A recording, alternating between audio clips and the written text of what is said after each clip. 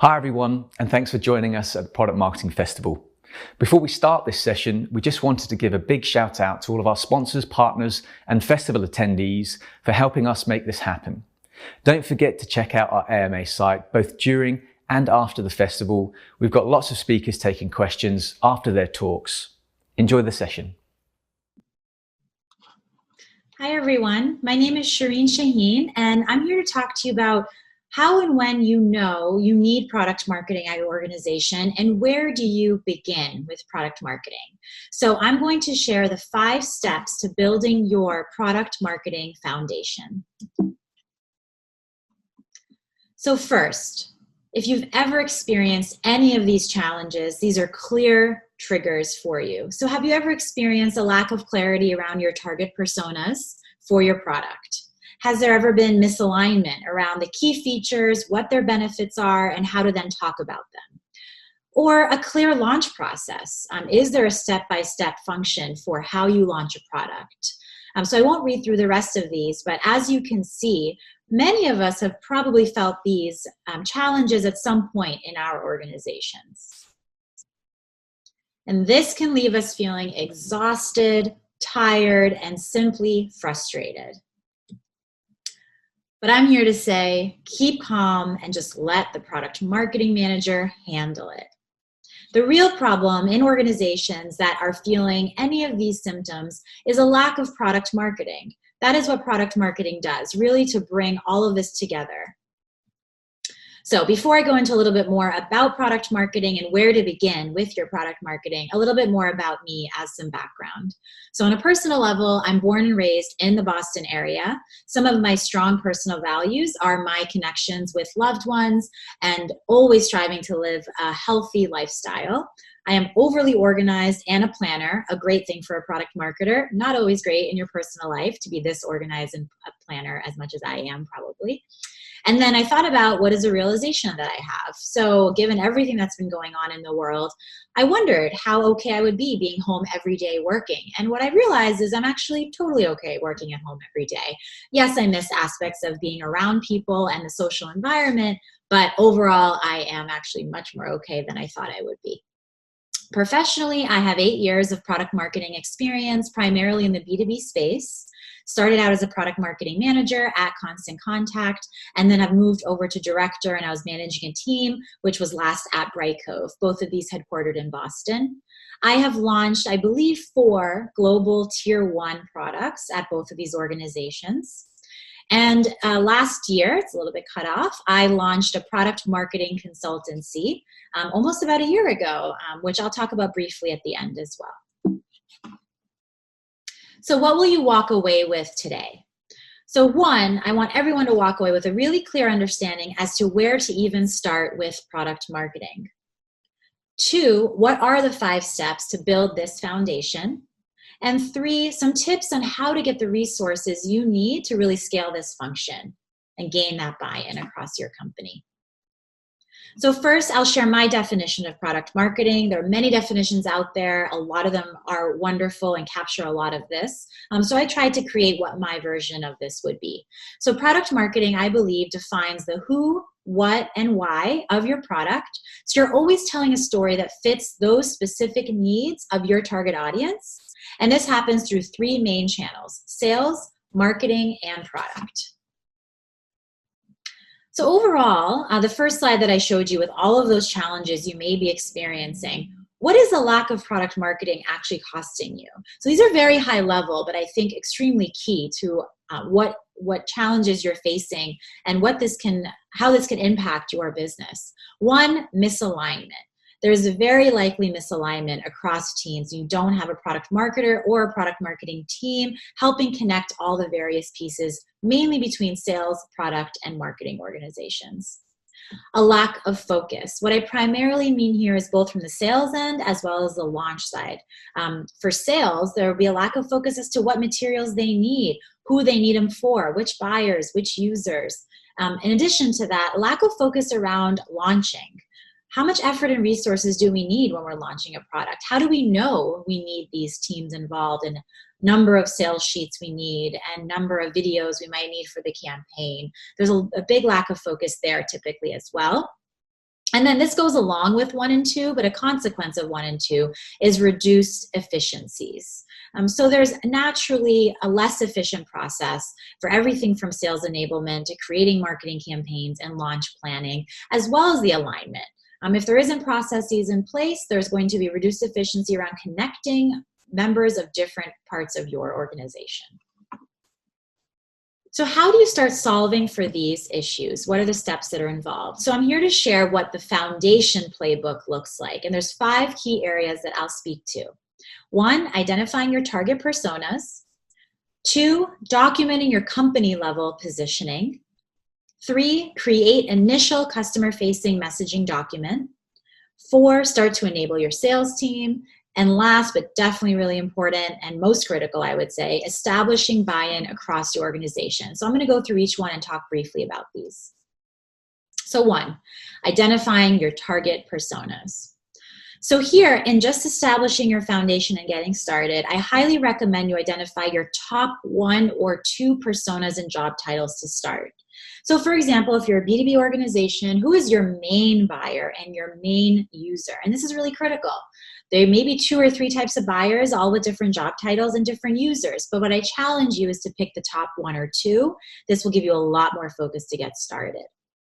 Second, really look at what aspects of this persona is most critical for you. So by that I mean personas can have very different categories that you look at in a persona. And just to share briefly, I'm sure everybody knows and has heard about personas in the past, but essentially they're fictional characters of who your users look like or who your buyers look like.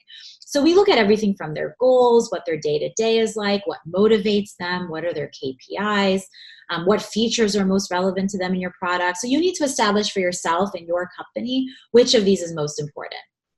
And then 3, conduct the research if it's needed. Sometimes there is a lot of research around personas, but it just hasn't been documented well. And sometimes you need to do more research. And this is a lot of primary and secondary research, I would say, to do interviews, as well as look online to learn about these job titles.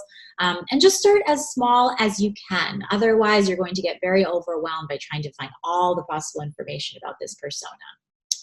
So my tip here for this first section is start only with 1 or 2 personas and really start small and focus there. I left a link here as a resource. I actually think HubSpot has a really great article on buyer persona research, so I linked it here for you as well. Number 2, document your company level positioning. So let's talk a little bit about that. So first I want to highlight company level. There's positioning you can do by product and really get detailed about your positioning. Before any of that, you need to have a company level positioning. So this is about your high level entire company. So for example, my last company, this is for entire Bright Cove. And this is really critical because your other positioning is going to line up to that every time you create positioning. So these are the components I put in a positioning document. I think most of this is familiar. There's definitely some nuances as to what you want to include and what you don't. I like to always start with key market shifts and what's really happening in the market aside from your organization. In addition, I always like to know what your company mission and vision is. I think this is a nice way to align your positioning always to that. What are the top 3 or 4 pain points you solve for? I've seen this to be a challenge as well. Sometimes we list 8 different pain points that we have. So I challenge you to really think about the 3 or 4 that you are solving for. Who are your main competitors? And by this, I don't mean listing out all the competitive differentiators and doing a full competitive analysis, at least noticing who they are and labeling those and perhaps linking to those companies. And then what are your key differentiators? This is of course related to number 4, but what are the top, I would say max 5 things that you do better than others in your space? 6, what are the key features and benefits to highlight about your core product? There's typically at an organization a core product, and then yes, there's other products and features that go under that, but again, start very company level with this. And the benefit statements are really critical. Always think to yourself, why is that feature important? Why does it matter? And then lastly, a positioning document typically ends with a positioning statement. So adding this into the end of your document is really critical to bring it all together. So a tip here is, this might seem overwhelming to start gathering all of this. Most of this, if not all, likely already exists somewhere. And I think a product marketer's responsibility is really to help bring all of this together and gain alignment. So start gathering the information, consolidate all of it into a document, and then start writing in this document. One thing I also want to mention is positioning documents are internal. So this is not something that goes customer facing, but that's where we're going next. So number 3, create your initial customer facing messaging document. So 3 parts to this. First, I recommend starting with your key pillars for your messaging. So what I mean by key pillars are these are the areas of your company you want to make sure you talk about. Now, it doesn't mean all of these pillars go into a one sheet. It doesn't mean all of them go into a presentation. It really depends on what you're creating from here. But to start with your top pillars. So for organizations that I've worked with, usually it's landed around 5, 6, maybe 7 pillars. So this could be examples of we are a partner to you and our support organization is really meaningful. That could be a pillar in itself. If you're a security company, security is first. That could be a pillar and something you always want to talk about. So really think about what your key pillars are and start with that in your document.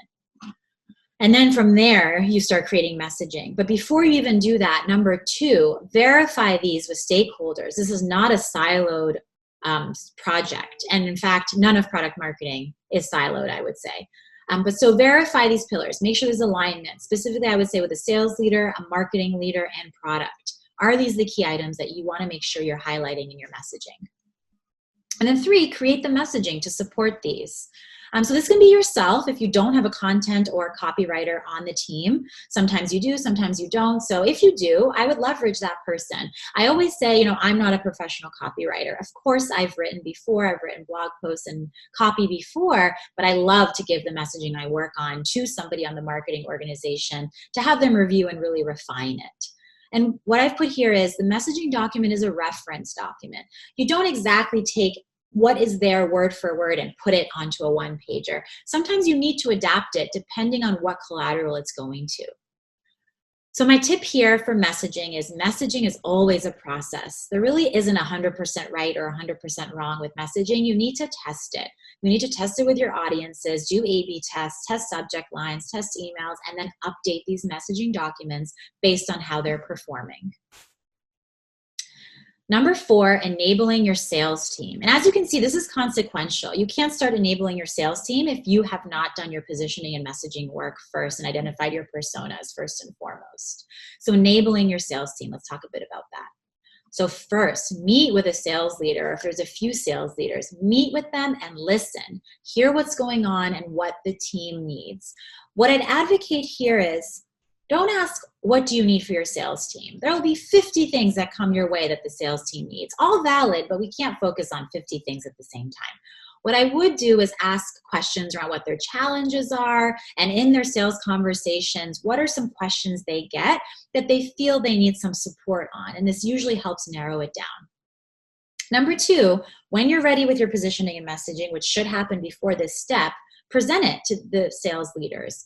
Really help them understand what the positioning is at a company level and the messaging. And this establishes buy-in and alignment right from the top before you start working on these sales tools.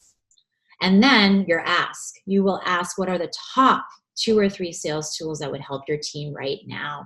This helps narrow it down and establish some focus with the team. And it also implies that there's going to be more tools you're going to work on, but get some wins right out the door fast. Here I've put some samples of internal tools and external tools. So internal, I mean they're not shared with customers, but really just used by the team. External can be anything from an overview deck that you share with prospects, company level one-pagers, product one-pagers, customer case studies. Those are more external facing. So my tip here is start very high level and really focus on a couple wins. 5, none of the ones I just mentioned honestly matter if you can't establish buy-in across the organization. So let's talk a bit about what the best way is to do that and what I've done that has seemed to work. And of course, every time there's some challenges, but really focus on establishing this alignment and buy-in across the teams. So 1, talk to stakeholders cross-functionally. Where does it make sense to have product marketing sit in your organization? Sometimes that's under marketing. That's typically where I've sat, is under the CMO. Sometimes it's in product. Very rarely I've seen it sit under sales. That's just my experience, but typically it's either marketing or product. You may have your opinion on where this sits, but if you solely go on your opinion, you've already started on a note of not establishing buy-in. So listen and understand why people think it might sit in a different place. And perhaps there's a hybrid model of where you physically, sit with the product team sometimes, and sometimes you sit with the marketing team. I've seen those happen as well. 2, start to circulate the why of product marketing. This can start happening while you're working on numbers 1 through 4 that I mentioned. But there needs to be your own positioning done for product marketing. Who is it for? What is it? What is product marketing? Create your own definition. And why do we need it at the organization? You want people to start to say, wow, this makes a lot of sense. I need to have this on my team and in my company.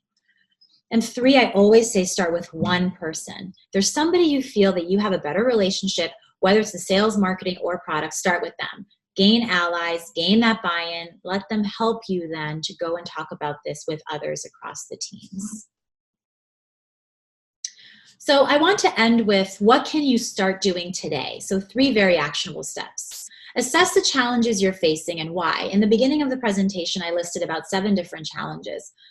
Are you experiencing any of those? Take a look at them and identify the ones that you are and think about why that might be happening.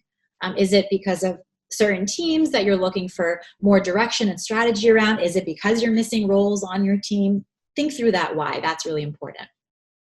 2, meet with leaders. Again, sales, marketing, and product are the 3 most critical teams, I would say, on some ideas of how to resolve these. In those conversations, product marketing might come up.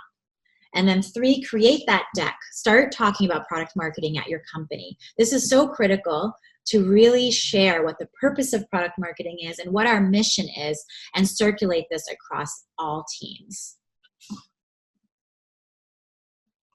So thank you for listening to this presentation. I hope that I've outlined some clear 5 steps around how to build a foundation in product marketing. Just briefly about me, so I established my own consultancy about a year ago. I love working with small to mid-sized companies who are just building out this foundation, helping them to think through what they need, anything from positioning to messaging, sales enablement tools, and some launch frameworks just to get you going with these plans and frameworks for product marketing. Please do reach out if you have any questions at all. My email is right here. And thank you again for watching this presentation.